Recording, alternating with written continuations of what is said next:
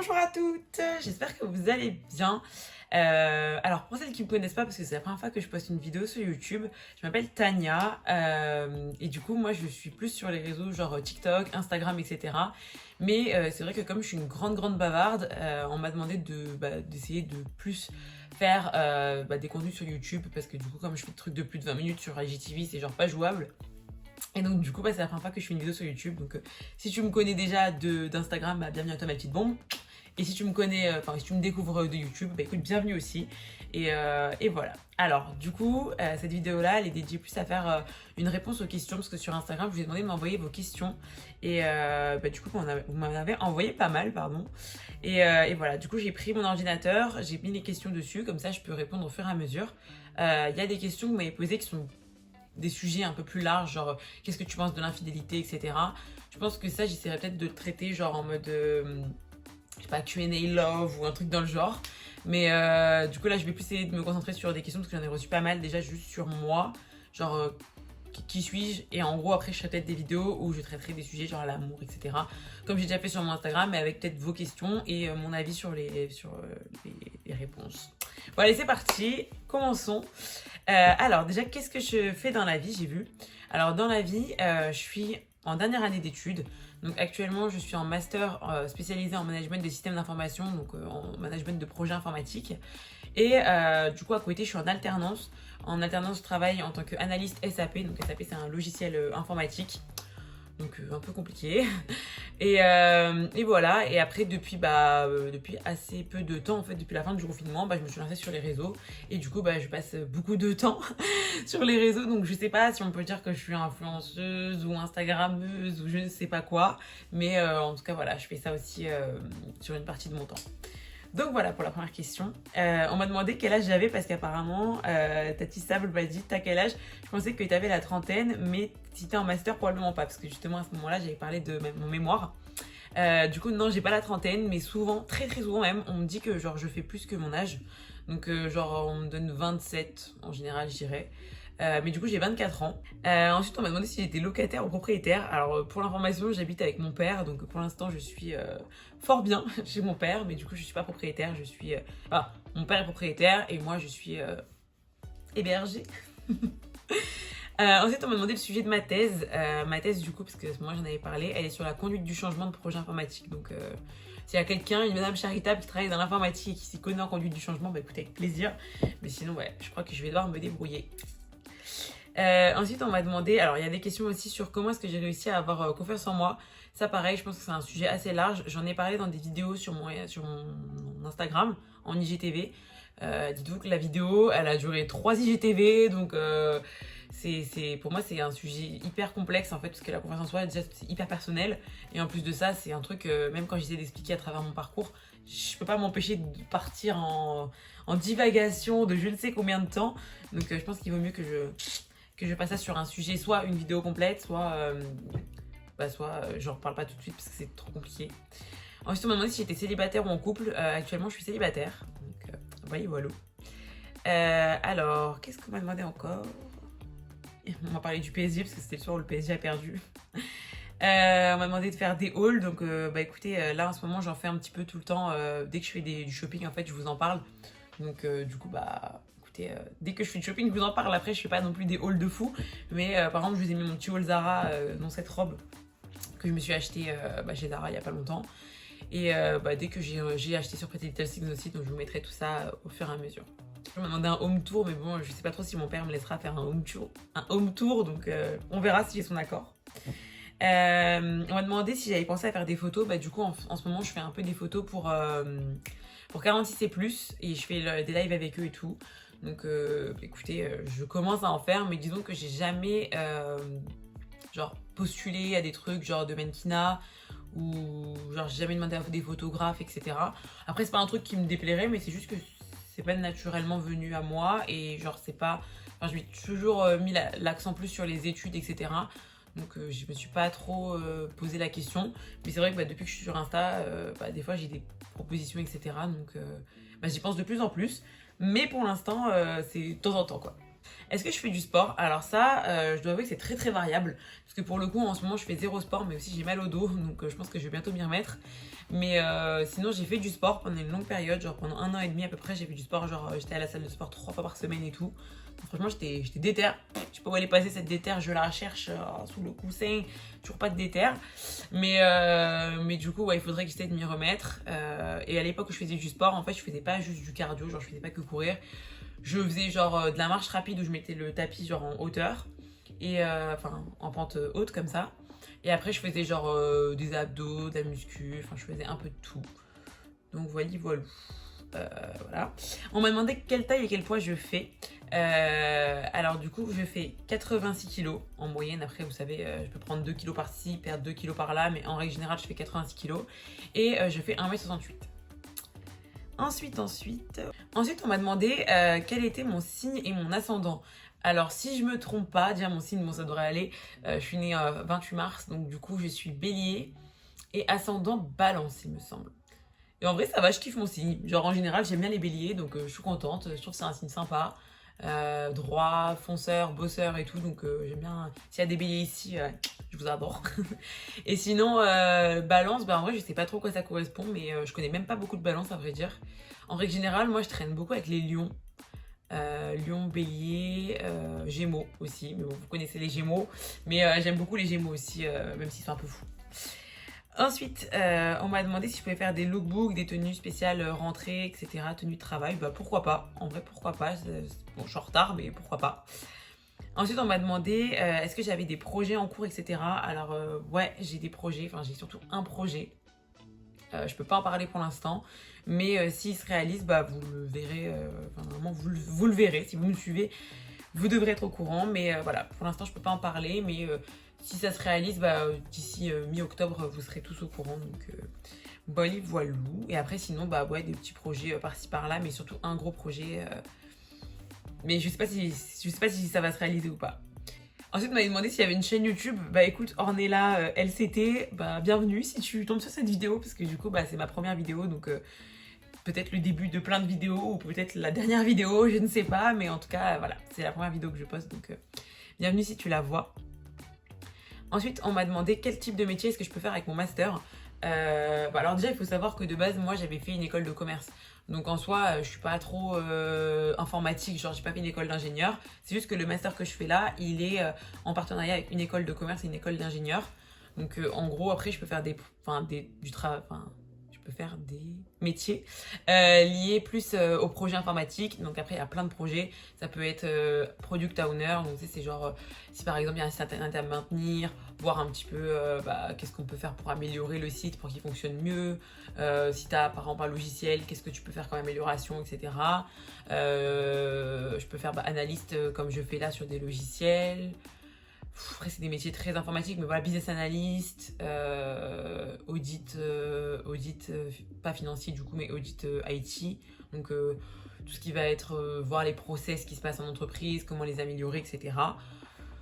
Donc voilà, ce type de métier-là. Après, c'est pas ma passion, je dirais a priori, mais c'est des métiers qui sont grave porteurs. Donc comme à la base, moi je suis quelqu'un qui est très tourné études, etc. Bah du coup, c'est un type de métier qui me déplaît pas, mais c'est pas ma passion. Voilà. Ensuite, on m'a demandé donc quelle étude j'ai fait. Alors pour vous expliquer un petit peu, d'abord moi j'ai fait un bac ES, donc voilà, classique. Et après j'ai fait un DUT, j'ai fait un DUT technique de commercialisation. Donc c'était à l'IUT, donc c'est à la fac, pendant 2 ans. Franchement, j'ai grave kiffé. Donc, s'il y a des lycéennes qui me regardent et qui savent pas quoi faire, franchement, DUT technique de commercialisation, je recommande à fond. Puis, ça vous permet de vraiment vous donner le temps encore de réfléchir parce qu'après, ça vous ouvre encore plein de portes. Donc, si vous vous posez des questions, moi, j'ai kiffé perso. D'ailleurs, j'étais à celui de Cergy RPZ. S'il y a des gens de Cergy ou 95, voilà, j'étais à celui-là. Ensuite, après, j'ai fait les concours pour entrer dans des écoles de commerce. Ensuite, après, j'ai fait une école de commerce où je suis encore actuellement. Et je sais pas pourquoi, mais je vois personne dire les noms des écoles de commerce sur YouTube. J'ai déjà regardé des vidéos comme ça, personne ne le dit. Donc, je sais pas s'il y a un truc, genre, t'as pas le droit de dire ou quoi. Mais dans le doute, je préfère pas m'attirer des foudres. Mais bref, j'ai fait une école de commerce assez connue. Et du coup, actuellement, donc c'était en 4 ans. Une école en 4 ans. Voilà. Je pense que là, il n'y a pas énormément d'écoles. Donc voilà, je l'ai rejoint en cours de route. Et après, derrière, j'ai fait une école, enfin je suis encore en école de commerce. Et du coup là je fais un master spécialisé qui est mis en école de commerce, mis en école d'ingé et qui s'appelle du coup management des systèmes d'information. Donc voilà. Est-ce que j'ai des frères et sœurs? Ouais, j'ai une grande sœur et elle a 27 ans. 28 ans, ouh, le temps passe vite. Alors il y a Cléa Molette qui m'a posé une question qui est assez philosophique, mais en soi, je pense que c'est cool d'y répondre. Elle m'a demandé que recherches-tu dans la vie? En vrai, je pense que je recherche dans la vie juste à être épanouie dans tous les domaines si possible. Donc ça pourrait être épanouie au sein de ma famille, épanouie professionnellement, épanouie avec mes amis, épanouie en amour. En vrai, je pense que en rencontrant des gens, etc., je me suis rendu compte qu'il n'y a pas genre une vérité en mode on peut pas genre parce que t'as un bon travail et t'as un mec qui fait 1m80, soi-disant là tu vas être super épanoui. Non, en fait, je pense qu'il y a vraiment plein de manières d'être heureuse et en vrai de vrai, bah, pour l'instant je me considère heureuse, mais genre j'ai pas de, je saurais pas dire qu'est-ce que je recherche dans la vie particulièrement. Je suis un peu genre en mode je laisse les choses venir à moi et j'attends de voir ce que ça va devenir, mais je recherche, je pense, la stabilité, l'épanouissement, etc. Genre, j'aimerais bien, voilà, d'ici 10 ans, allez, dans 10 ans, à 34 ans, avoir peut-être mon premier enfant, ma première maison, un chéri, un chien, parce que j'adore les chiens, et un chat aussi. Donc voilà, quoi, enfin, des trucs assez random, mais c'est vrai que voilà, et surtout avoir un travail qui m'épanouit, parce que je me vois pas me lever tous les matins et faire un travail qui me plaît pas. Même si je suis dans l'informatique et qu'actuellement ça me plaît à moitié. Mais voilà, à terme, j'aimerais bien trouver un truc, un juste milieu qui fait que je prends plaisir à me lever le matin, quoi. Ensuite, on m'a demandé des astuces pour la pousse de cheveux. Alors, il faut savoir que là, je porte des extensions. Pour ceux qui me suivent sur Insta, vous êtes au courant, hein, il y a la moitié qui est pas à moi. Mais en vrai de vrai, c'est aussi parce que je suis pas blonde comme vous pouvez voir à ma racine. J'ai les racines assez foncées. Mais j'ai déjà eu une période où mes cheveux, ils ont poussé super vite. Qu'est-ce que je pourrais vous dire pour la pousse de cheveux? Parce que pour moi, c'est le moment où ça a le plus poussé. C'est limiter les sources de chaleur. Perso, en ce moment, j'utilise le GHD, le sèche-cheveux. Franchement, ça me permet de moins utiliser les plaques. Donc, je pense que ça fait du bien à mes cheveux. Mais c'est pour ça que j'arrive à avoir quand même de la longueur. Parce que l'air de rien, mes cheveux naturels, ils vont jusqu'à... C'est dur de les retrouver là-dedans. Mais bon, bref, ils arrivent... Voilà, ça c'est mes vrais cheveux, donc ils arrivent quand même relativement longs. Pour une fille qui se fait des décos, en vrai, je pense que c'est presque de l'exploit. Mais du coup, à l'époque, qu'est-ce que je faisais? Du coup, voilà, j'essayais d'éviter. Il y a eu une période en fait où j'ai vécu à Singapour et du coup là-bas, franchement, j'avais les cheveux parce que j'ai les cheveux bouclés de base. Ils allaient dans tous les sens et tout. Et du coup, pendant une longue période, je les ai pas touchés. Et du coup, ils étaient tout le temps bouclés et tout quasiment. Et en fait, je me les suis coupés là-bas. La meuf, elle m'a loupé mes MDR. Genre, je lui avais dit, ouais, s'il te plaît, coupe-moi les pointes. La meuf, j'avais les cheveux, genre, je suis limite longs comme ça. Je me suis ressortie avec ça. J'étais en mode, c'est donc ça les pointes en Asie? Ok, ok. Donc du coup c'était vraiment what the fuck. Mais bon, comme j'ai pas utilisé de source de chaleur là-bas, en plus j'utilisais que des produits genre nourrissants, etc. Franchement, ils ont poussé super bien. Aussi un truc que j'ai entendu et que je pense qu'il est véridique, c'est que quand tu te brosses les cheveux, il faut les brosser en partant du bas, en allant vers le haut, parce que si tu les casses en haut, du coup tu perds toute la longueur, alors que si tu casses des petites mèches en bas, c'est pas grave, tu vas perdre des petites fourches, etc. Mais tu vas moins les casser haut. Donc tu n'auras pas à attendre qu'ils poussent en entier. Donc moi perso, je me brosse plus jamais les cheveux genre comme ça. Tout le temps, je prends comme ça et je brosse là, et je remonte. Donc ça, c'est un truc que j'applique tout le temps. Et quand j'étais en Asie, ce que je faisais aussi, mais là j'étais grave déter, en gros, je mettais de l'après-shampoing ou du masque. Et en fait, je me démêlais les cheveux avec mes doigts. Parce que ça casse beaucoup moins les cheveux quand tu les casses, quand tu les démêles avec les doigts. Et ensuite, derrière, quand j'avais fini, je sortais de la douche, ils étaient quasiment démêlés. J'avais plus qu'à passer un petit coup de brosse. Et franchement, ils étaient top. Donc voilà. Après, moi, je fais régulièrement des bains d'huile, etc. dans mes cheveux. Mais bon, en vrai, je sais pas si vous suivez la petite Gabi, mais de ce qu'elle dit, ça a pas l'air d'être bon pour les cheveux de faire des bains d'huile si j'utilise des produits qui ont du silicone, etc. Et pour le coup, je plaide coupable, donc je pense que je l'ai fait par bonne conscience. Mais est-ce que c'est ça qui fait que j'ai des cheveux corrects ou pas? I don't know. Donc voilà, en tout cas moi ce que je peux recommander déjà c'est juste faire super attention à comment tu brosses tes cheveux et à mettre des produits nourrissants, qui sont adaptés à ton type de cheveux. Voilà, voilà. Alors on m'a demandé si j'étais plutôt bavarde à l'école ou élève sérieuse. En fait quand j'étais petite, genre jusqu'au collège, avant d'arriver au collège en fait, j'avais tout le temps, nous on avait un système genre smiley heureux ou smiley bombe. Comportement, j'avais smiley bombe, bombe, bombe, bombe, bombe, mais pas parce que j'étais méchante ou insolente, etc. C'était parce que j'étais la reine des pipelettes. Genre vraiment c'était une catastrophe. Mes parents limite ils étaient en mode qu'est-ce qu'on va faire dans la petite? Mais en fait, au final, je me suis grave calmée. Je sais pas, au collège, je me rappelle, limite, les surveillants, ils nous ont mis un coup de pression. Et genre, ça m'a choquée, genre, ça me l'a coupé. Du coup, non, en vrai, j'étais quand même bavarde et tout, mais c'est pas de là à avoir des remarques, etc. Ou genre 2 matières sur 10, donc en vrai, ça passait crème. Et après, sinon, niveau notes, etc. Franchement, j'ai toujours été une élève moyenne. Genre, au collège, j'avais genre 14, au lycée, j'avais 12. Voilà, j'ai jamais été une élève excellente, mais en vrai, ça m'a toujours suffi, donc voilà, niveau scolaire. Donc là, par contre, on m'a demandé voilà, des sujets genre Aurélie Damy m'a demandé l'infidélité, etc.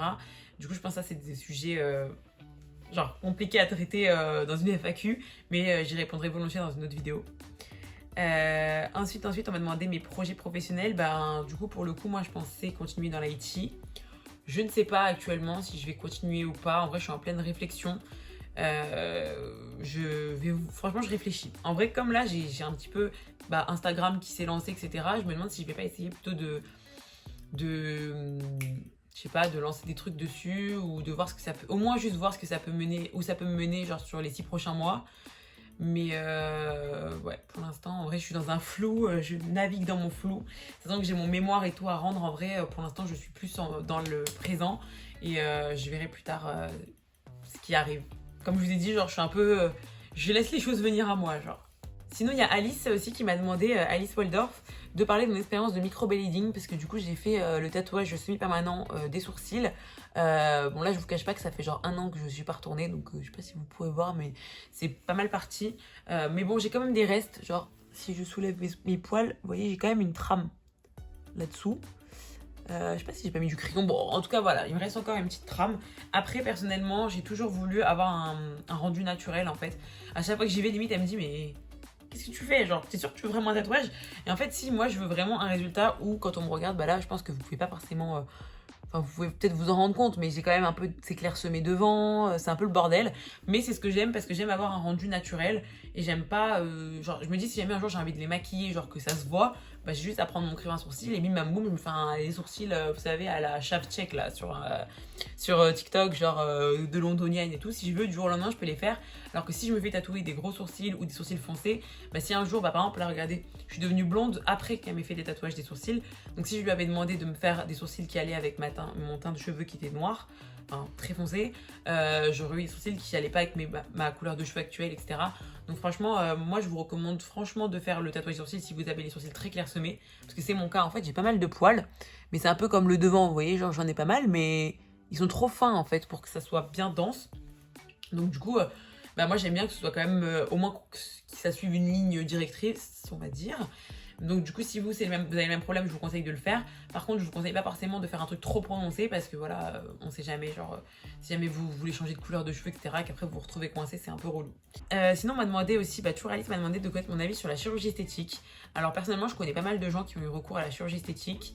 Honnêtement, je suis pas contre la chirurgie esthétique. Je pense que si on a un complexe et qu'on a les moyens de le changer, enfin de faire en sorte de changer cette chose qui nous complexe chez nous, pourquoi pas en soi. Après, je pense que c'est le genre de choses qui doivent vraiment se réfléchir. Genre, faut pas se lancer, vous avez eu, je sais pas, vous gagnez au loto 10 000 euros et vous vous dites, ça y est, je vais tout refaire. Alors non, il faut vraiment réfléchir, il faut se poser, il faut être sûr que vous en avez vraiment besoin, que vous n'allez pas regretter.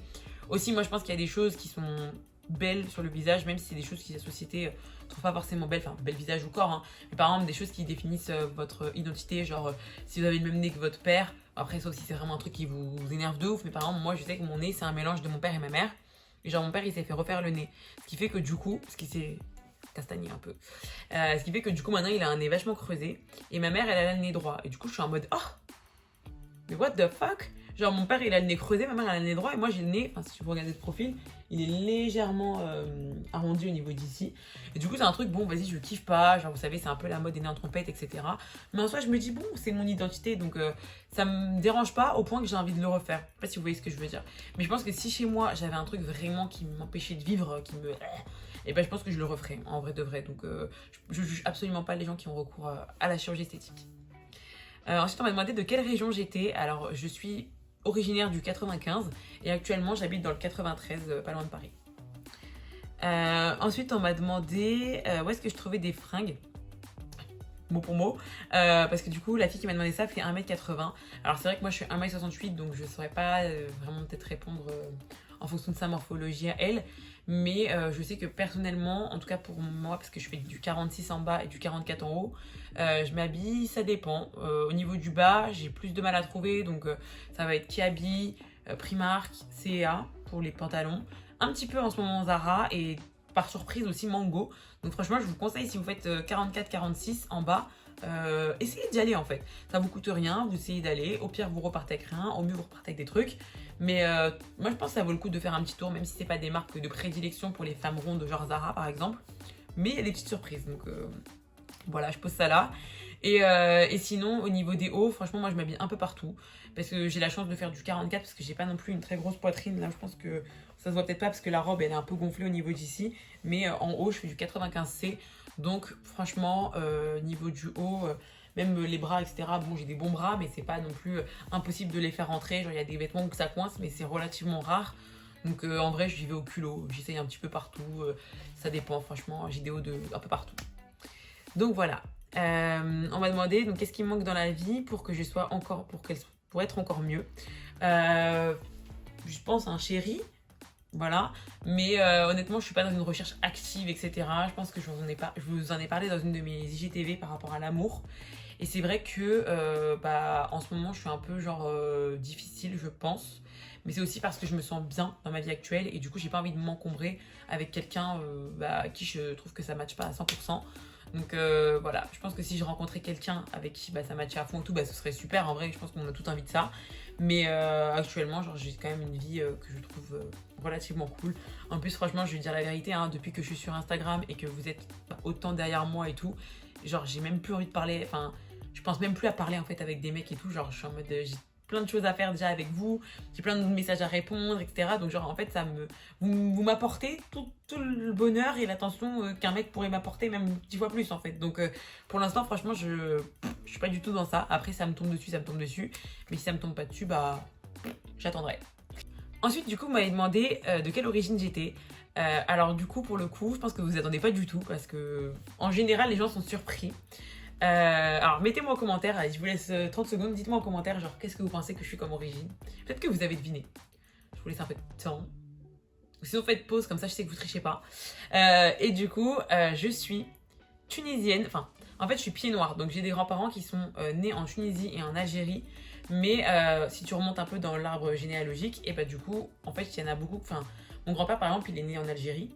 Mais je pense que dans son arbre généalogique, si je me trompe pas, il y a beaucoup d'Espagnols. Ma grand-mère maternelle, elle est née en Tunisie, mais si tu remontes plus haut, elle est d'Italie.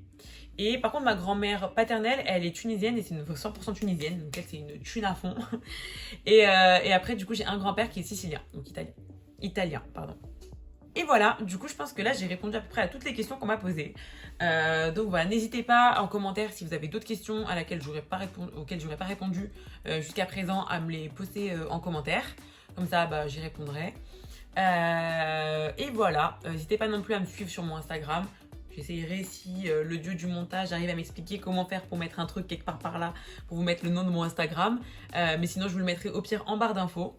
Comme ça, vous pourrez me suivre si vous ne me connaissez pas. Et si vous me connaissez déjà, écoutez, bienvenue sur cette vidéo encore une fois. Et n'hésitez pas non plus à vous abonner si vous avez envie de voir qu'est-ce que je vais proposer sur YouTube. Je vous avoue que j'en ai aucune idée. Mais écoutez, j'aime bien papoter, donc je pense que je lui trouverai forcément matière à raconter.